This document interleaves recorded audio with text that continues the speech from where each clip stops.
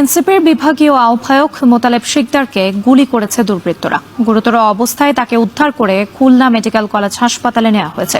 এ নিয়ে আরো জানাতে ঘটনাস্থল থেকে যুক্ত হচ্ছেন রামিম চৌধুরী। রামিম, গুলিবিদ্ধ মোতালেবের অবস্থা এখন কেমন? এই ঘটনায় কাউকে আটক করা হয়েছে কিনা?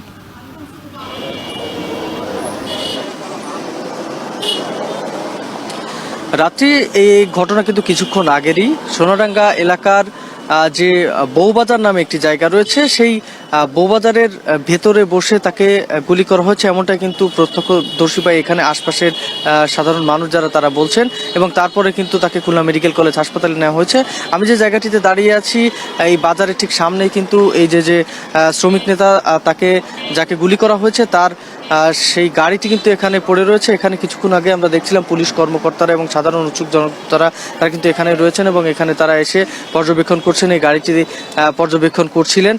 এখানে কিছুক্ষণ আগে প্রায় 11:30টার পরপরই কিন্তু তাকে গুলি করা হয়েছে এবং গুলি করার পরপরই তাকে খুলনা মেডিকেল কলেজ হাসপাতালে নিয়ে যাওয়া হয়। সেখানে তিনি এখন চিকিৎসাধীন অবস্থায় রয়েছেন।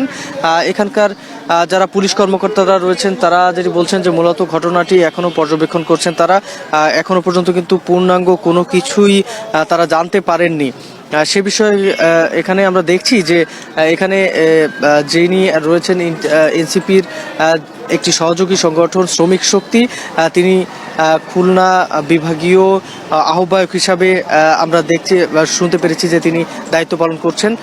এখানে কিন্তু আমরা দেখছি যে তার গাড়িটি এখানে পড়ে রয়েছে এবং তিনি কিন্তু তার পাশে ঠিক একটি বাজার, যে বাজারটির নাম বউবাজার, সেই বাজারের ভিতরেই তিনি ছিলেন এবং তারপরে তিনি গুলিবিদ্ধ হন সেই বাজারের ভিতরেই। তারপরে সেখান থেকে কিন্তু তাকে উদ্ধার করে খুলনা মেডিকেল কলেজ হাসপাতালে নিয়ে যাওয়া হয় এবং এই মুহূর্তে কিন্তু তিনি খুলনা মেডিকেল কলেজ হাসপাতালে চিকিৎসাধীন অবস্থায় রয়েছেন বলে আমরা যতদূর জানতে পেরেছি।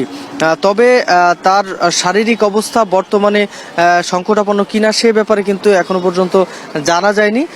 এখানে আমরা দেখছি যে সাধারণ উৎসুক জনতারা যারা রয়েছেন তারা কিন্তু এখানে এসেছেন এবং তারা দেখছেন যে মূলত কি পরিস্থিতি। এখানে আমরা দেখেছি কিছুক্ষণ আগে পুলিশের ঊর্ধ্বতন কর্মকর্তারা এখানেই ছিলেন এবং এসে চারপাশের যে বিষয়গুলো সেগুলো পর্যবেক্ষণ করছিলেন। তো সব মিলিয়ে বলে চলে যে এই যে শ্রমিক শক্তির যে নেতাকে গুলি করা হয়েছে তিনি এখন খুলনা মেডিকেল কলেজ হাসপাতালে চিকিৎসাধীন অবস্থায় রয়েছেন। তো সব মিলিয়ে এই ছিল আমার কাছে খুলনা থেকে সবশেষ খবর। খুলনা এনসিপির বিভাগীয় আহ্বায়ক মোতালেব শিকদারকে গুলি করেছে দুর্বৃত্তরা। এ নিয়ে বিস্তারিত জানাতে আমাদের সঙ্গে যুক্ত ছিলেন রামিম চৌধুরী।